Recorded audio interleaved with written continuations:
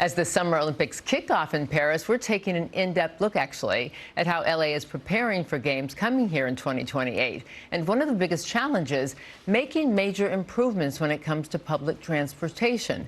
To help cut down on the traffic chaos, Anna Albaryan gets us up to speed. Anna?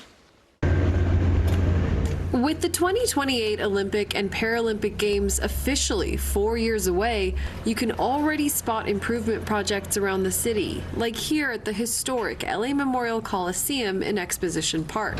It's also where you'll find Move LA's Eli Lipmen, who spends most of his time advocating for better public transportation.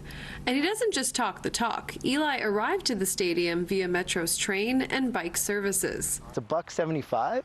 It's not a bad deal. It's something millions of ticket holders and thousands of athletes are expected to do once the transit-first games begin. Officials say they will rely on a bus network to move fans and competitors, adding nearly 1,700 buses to Metro's fleet, many of them electric.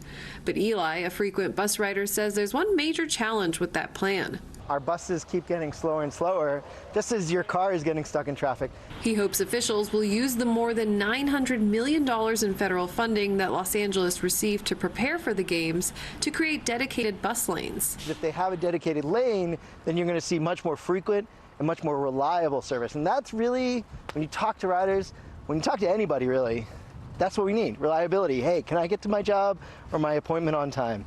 Lawmakers recently secured an additional $77 million through President Biden's bipartisan infrastructure bill to help electrify the bus network needed for the games, a vital step, according to U.S. Secretary of Transportation Pete Buttigieg.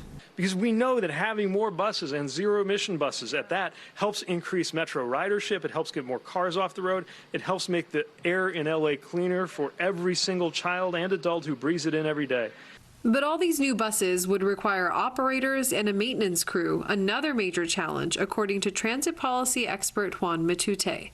For operating 1,700 buses, you need more than 1,700 drivers. And this will be at a time when it's very expensive to stay in Los Angeles. And so there will have to be a role in figuring out where to house all of this workforce. As for Eli Lipmen, he's hoping all this planning and extra funding will ultimately inspire more Angelenos to use public transportation. There's a high concentration of transit. We just need to make sure that people are actually using it, right? Using it during the games and even after the Olympics flame is out. Until it's out.